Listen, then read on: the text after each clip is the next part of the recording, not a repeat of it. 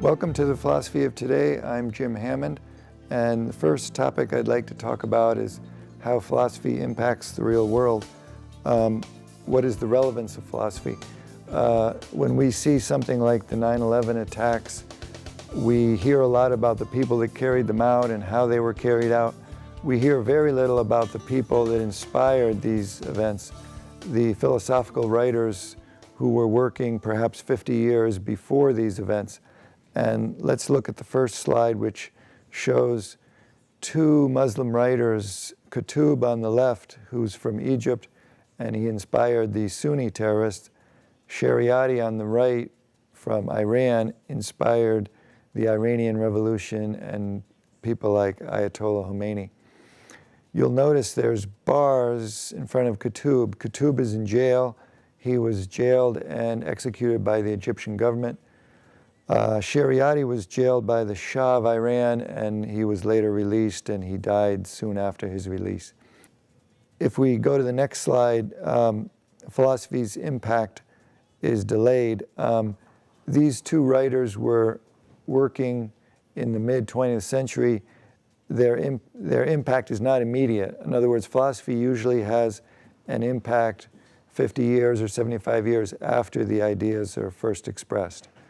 The next point I'd like to make is that if philosophical writers like Qutb and Shariati inspire terrorism, then some people might say that the world is better off without philosophy. Philosophy is harmful. And the same point is made about religion. People say the world would be better off without religion because religion inspires a lot of violence, etc. I would argue that you can't do away with philosophy and religion. You can't do away with a worldview. Man has always had a worldview, and he always will. We can't stop philosophy any more than we can get along without oxygen. Next point I'd like to make is that Qutb and Shariati traveled to the West. Shariati was studying philosophy in France. He actually translated Sartre into Farsi. So they looked at the West. They were not impressed by what they saw. And if I go to the next slide, they found Western civilization unappealing, unimpressive. As a result of World War I, a lot of people questioned whether Western civilization was admirable.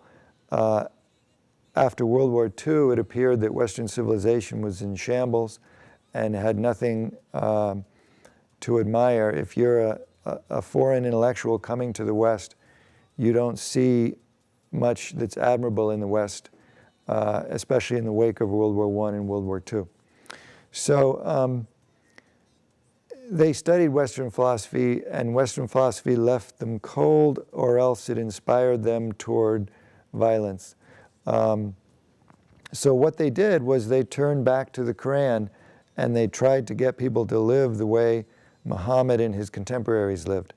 Because by turning back, they could find a faith in God, they could find a religion, they could find a deep and passionate conviction about the nature of God and a very certain kind of morality, that they had a clear sense of right and wrong, a clear sense of good and evil. So there was a lot in the Quran that was appealing to them, a lot that they did not find in contemporary civilization. So I think it's easy to understand why they wanted to go back to the year 700 or the year 800. Let's look next at Leo Strauss. Now, what I'm doing here is talking about the philosophical roots of 9/11. Strauss was working around 1950. He's trying to figure out the philosophical roots of the Holocaust. So he's doing something similar to what I'm doing. He's looking for the philosophy behind the events. So Strauss felt that Western philosophy had lost its moral compass, had lost its sense of good and evil, that it had relativized morality, that we didn't have an absolute morality, a clear right and wrong. So Strauss proposed that we go back to Plato and Aristotle. He wanted to go back to the ancient Greeks to find that sense of absolute morality, that clear sense of good and evil that was lacking in modern philosophy. He understood that one of the leading philosophers of his time, or I should say his youth, was Heidegger, and Heidegger supported the Nazis, or else he didn't condemn the Nazis. So Strauss felt that there was a wrong direction, that Western philosophy had taken a wrong direction starting around the Renaissance. And he wanted to go back to the ancient Greeks to set things right. And I would argue that you can't go back, you have to go forward. And so I would make the same criticism of Strauss that I would make of Kutub and Shariati, that they're all trying to go back instead of going forward. And it seems to me that philosophy has to go forward. So let's look now at a German writer named Heinrich Heine, best known for his poetry. The point I'd like to raise about Heine is that if you know where philosophy is today, you can have some notion of the policies of tomorrow, because philosophy, in my view, is relevant and affects the real world, and therefore, by understanding today's philosophy, you can understand tomorrow's policies. So Heine shows that by predicting the Holocaust in 1840. This is perhaps the earliest and most famous prediction of the Holocaust. And another person that predicted the Holocaust was Nietzsche. Now, Heine's prediction is based on what he felt was German philosophy being immersed in the ego, being wrapped up in the ego, and he felt that if German philosophy ever broke out of the ego, that it would rampage through the world with violence. So that was the nature of Heine's prediction of the Holocaust. Now Nietzsche predicted the Holocaust based on something a little different. He said that there was a breakdown of traditional religion in the West, what he termed God is dead. And he felt that morality is based on religion, and therefore morality was in tatters too. There was no sense of good and evil. In many ways, morality is based on religion. For example, the Ten Commandments are moral instructions which claim to be delivered by God and created by God. So if you lose your faith in God, if God is dead, in Nietzsche's phrase, then morality is in a crisis situation.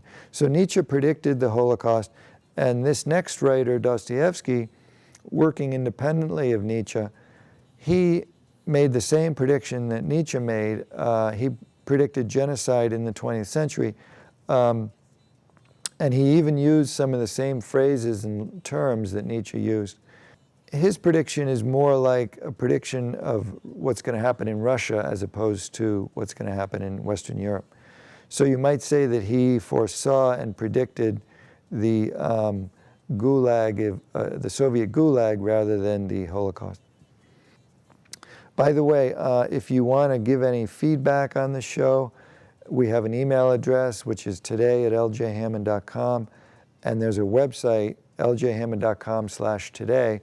If you go to that website, you'll get more information about the people that we're discussing, such as Strauss and Shariati and others.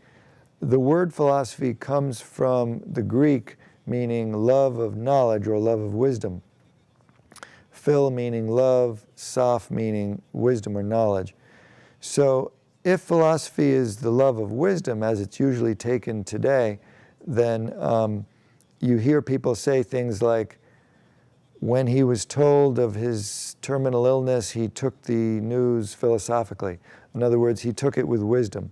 So we generally associate philosophy with wisdom, not with knowledge.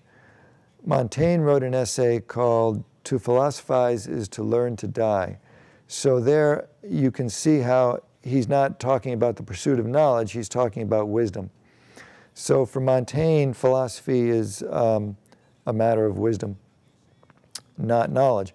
However, the original meaning of the term philosophy, way back in the time when the term was first coined in ancient Greece, is love of knowledge, not wisdom. And the ancient Greek philosophers, the first people who were called philosophers, they pursued what might be called miscellaneous knowledge. They would ask the shoemaker how he makes his shoes. They would talk to the shipbuilder about how he builds ships. They wanted to know all sorts of miscellaneous things.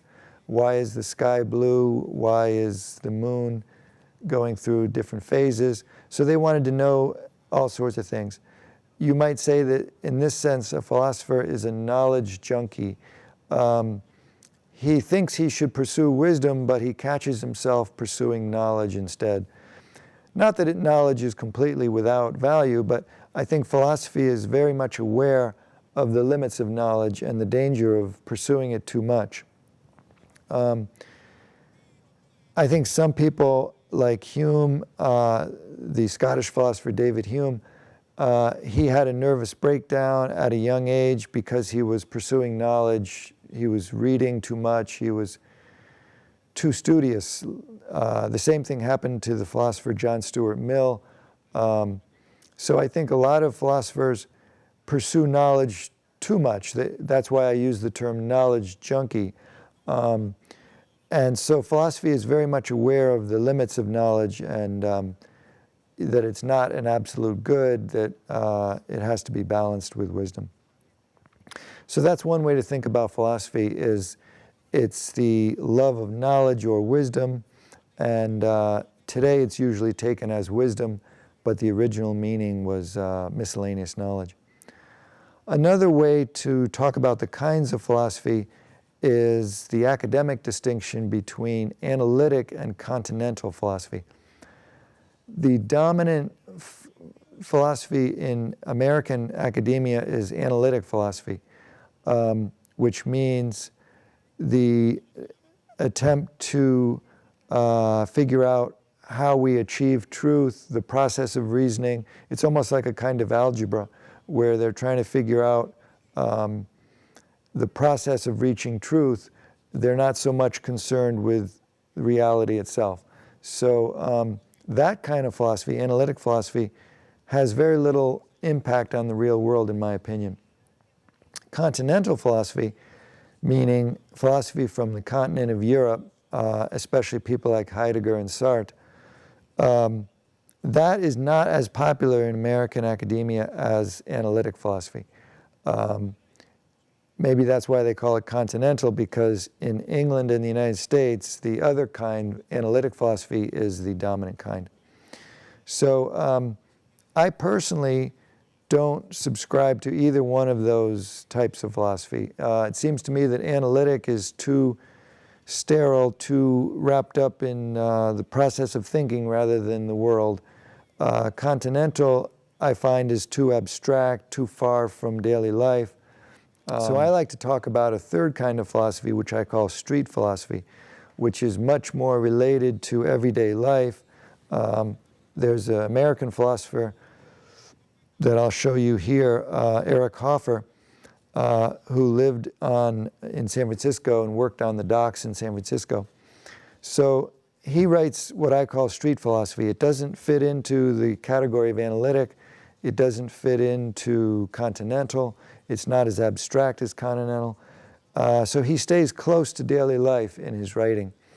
And he's a favorite of mine. I saw him on TV when I was about 18. And you can actually see him on YouTube if you go to YouTube and search for Erich Hoffer. So he writes aphorisms, sort of like Nietzsche wrote aphorisms. He wrote maybe 10 books. And another example of street philosophy would be Thoreau. Thoreau is very close to everyday life. He keeps a journal. Some of Hoffer's writings were in the form of a journal. So the street philosopher favors journal form.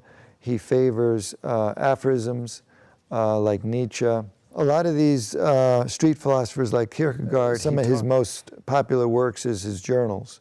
So the journal and the aphorism is what you find in street philosophers like Kierkegaard, Hoffer, Nietzsche, Thoreau. Emerson's journals are also one of Emerson's best works, I think. His selected journals is a favorite of mine. So that gives you some notion of my approach to philosophy. It doesn't fit into the academic categories of analytic or Continental. It's what I would call street philosophy. And I think that has the most impact on the world. Hope to see you next time.